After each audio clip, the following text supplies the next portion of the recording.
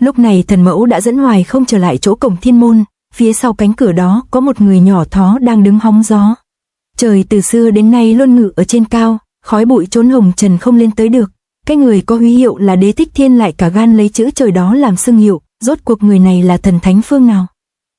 Khi Hoài không vừa đến cánh cửa của thiên môn thì đã thấy Đồng Hoàng và các sát thủ thiên trì khác cũng đã quy thuận dưới trướng thiên môn. Thần mẫu, để tôi dẫn đường cho hai người. Vừa nói dứt lời Đồng Hoàng liền rút cây trống tay ra lắc lên từng hồi, tiếng trống vang lên dẫn động một đàn chim không biết từ đâu bay tới. Hoài không, đây là lúc khảo nghiệm khinh công của ngươi. Bất ngờ thần mẫu nắm lấy tay của Hoài không rồi kéo y nhảy xuống vực sâu vạn trượng. Hoài không nhất thời chưa hiểu chuyện gì nên khá hoảng và hốt. Theo ta, thần mẫu hai chân thoăn thoắt đạp lên lưng chim làm Hoài không khi nhìn thấy thì cũng hiểu ra chuyện cần làm. Ồ, thì ra là lấy thân chim để làm điểm tựa như bước trên cầu thang sao. Cứ thế thần mẫu đi trước còn Hoài không cũng rảo bước theo sau, chỉ tội cho mấy con chim bị hai người họ đạp cho sái cả cổ. Chúng ta hãy đáp xuống chỗ của chiếc xuồng băng đó. Từ trên cao nhìn xuống lúc này đợi sẵn hai người họ là một chiếc thuyền băng và tên phu thuyền đứng sẵn chờ đợi từ chiều. Vừa đặt chân xuống thuyền thần mẫu lập tức ra lệnh cho thuyền rời đi. Tên phu thuyền này không ai khác mà chính là Chỉ Thám Hoa. Hai chữ tuân lệnh phun ra ông ta lập tức chống mạnh cây sào vào vách núi. Sau tiếng động lớn con thuyền băng vun vút lao đi. Dùng sào phá băng tạo ra chấn lực mà đẩy thuyền đi. Người chèo thuyền này cũng là cao thủ nhất đẳng. Tấm chiếu mây Hoài không lần này ra khỏi Thiết Tâm Đảo thì gặp được không ít dị biến khiến anh ta được mở rộng cái tầm mắt, biết được nhiều thứ nơi chốn đất liền, thắc mắc ắt có tò mò. Hoài không vừa đi vừa hỏi thần mẫu. Thần mẫu, thiên môn là nơi như thế nào? Thiên môn là một nơi không ai trên đời này có thể tìm thấy được, nếu không được bọn ta dẫn đường thì bất cứ ai cũng đừng có hòng mà tới được đó. Đang giỏng tay lên nghe thần mẫu khoe mẽ chợt Hoài không giật mình la hoảng. Cẩn thận, phía trước là núi băng, Liệt Nguyên thiết thủ. Nhưng chẳng thấy Chỉ Thám Hoa có ý định dừng thuyền còn thần mẫu sau khi la lên 4 chữ thì bà ta hua tay múa chân như bị lên cơn, một tiếng phành vang lên cả vách băng trước mặt lập tức tan biến bốc hơi nghi ngút, con thuyền cứ thế lướt đi chẳng chốt va chạm nào, nhìn thấy bản lĩnh của thần mẫu Hoài không càng thêm ngưỡng mộ. Trưởng kình nóng mặt thật, trong nháy mắt đã làm tan cả núi băng, thật không ngờ chuyến đi này lại là vào trong núi băng, không biết bên trong này là nơi quỷ quái gì. Cũng chẳng bao lâu sau thì con thuyền cũng đã tiến vào một cái hang lớn. Vừa tới nơi thần mẫu đã nhanh chân nhảy lên bờ. Hoài không, mau theo ta cùng leo lên thang trời. Thang trời là thần mẫu nói cho sang cái mồm thôi chứ nó cũng chỉ là bậc thang được đẽo để lấy đường mà đi. Vừa lẽo đẽo theo sau thần mẫu Hoài không vừa tò mò hỏi. Bên trên đó là nơi nào vậy? Người cứ thủng thỉnh leo lên đi, từ từ rồi cũng sẽ biết thôi.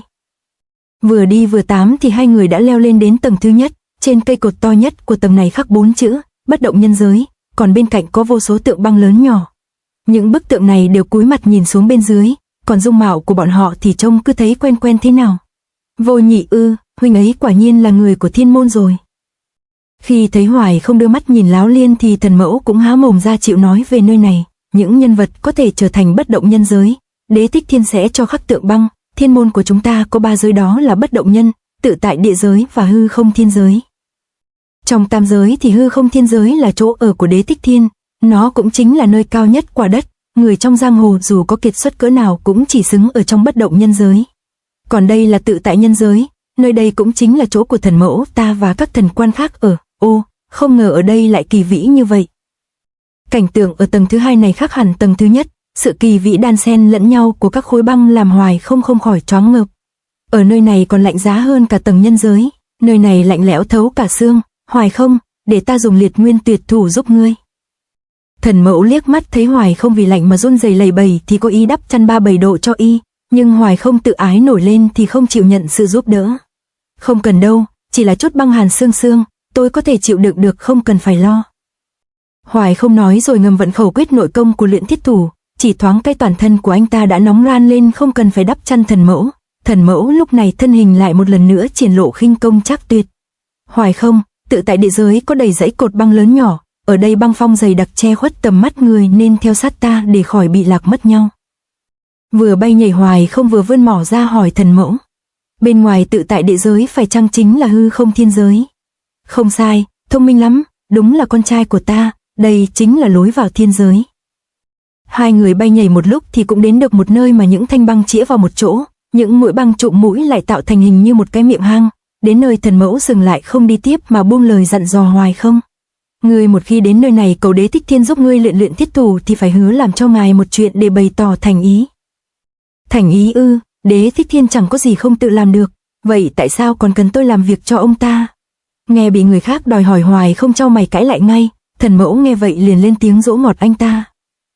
Yên tâm đi, dù ngươi hứa nhưng không chừng hết cả đời của ngươi Đế Thích Thiên cũng không cần nhờ đến ngươi đụng đũa, nhưng ngươi nghe vậy cũng đừng có thấy hoa nở mà ngỡ xuân về, bởi vì một khi ngài ấy đã nhờ thì có thể sẽ là một việc mà ngươi chẳng hề muốn làm, nói vòng nói vo chẳng qua nói thẳng, đây cũng là cách duy nhất để ngươi bày tỏ thành ý. Để luyện thiết thủ để trả thù cho sư phụ và đại ca, để không làm con hàng Bạch Linh phải thất vọng thì mình sao có thể rút lui ở đây được. Cân đo đong đếm, nâng lên hạ xuống một hồi thì Hoài không cũng đã có quyết định cuối cùng. Được, tôi hứa sẽ làm một việc cho Đế Thích Thiên.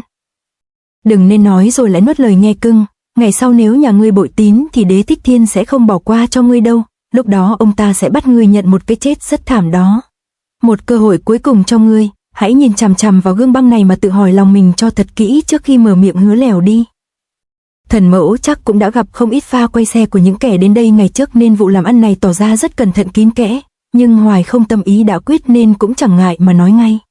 Để báo thù tôi đã từ lâu không bận tâm đến chuyện sinh tử, nếu sau này Đế Thích Thiên nhờ làm chuyện không thể làm thì bất quá chỉ là hy sinh cái mạng nghèo hèn này. Không cần nghĩ nhiều chi cho mệt nữa cậu nhỏ. Đang lúc Hoài không tâm tư thì bên trong tường băng đột nhiên xuất hiện một bóng người to lớn cùng giọng nói nheo nhẽo. Sự xuất hiện đột ngột của người này làm Hoài không bất ngờ, nhưng những chuyện sau đó còn bất ngờ hơn. Từ sau lưng của anh ta bỗng có tiếng đổ vỡ cùng một bàn tay băng xuất hiện chọc ngoáy luôn. Tiểu tử, chân thân của bổn tọa ở đằng sau nhà ngươi nè. Hi hi. Bàn tay băng điểm vào ngay yếu huyệt làm Hoài không sững người không cách nào động đậy nữa.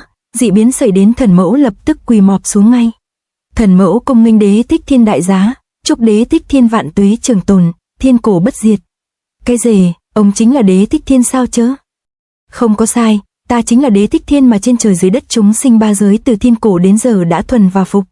Tiểu tử, nhà ngươi đã mở miệng hứa lèo rồi thì giờ đây bổn tọa sẽ cho ngươi được toại nguyện. Tiếng nói của Đế Thích Thiên vừa dứt thì bên trong gương băng lóe lên một tia sáng vàng chóe, sau đó mặt gương băng vỡ tan biến thành vô số băng đao bay thẳng về phía Hoài Không. Băng đao âm hàn lập tức dọc chém lên hai cánh tay của Hoài Không tội nghiệp, máu tươi của Hoài Không lập tức văng bắn ra tung tóe khắp xung quanh trông thật kinh thảm vô cùng. Nhưng trong động băng này thực sự quá lạnh nên máu vừa phun ra đã lập tức đóng băng không kịp chảy rơi xuống đất. Băng đao vừa dừng thì Đế Thích Thiên lại lên tiếng gặng hỏi. Tiểu tử, tại sao ngươi lại không rên la một tiếng nào cho vui hết vậy, chẳng có nhẽ ngươi không đau sao? So với nỗi đau lúc tôi đúc tâm thì bấy nhiêu đây nào có bỏ bèn gì chứ, cơ mà tại sao ông lại nhiều chuyện vậy? Rất đơn giản, là vì ta muốn biết sơ sơ bản lĩnh của ngươi.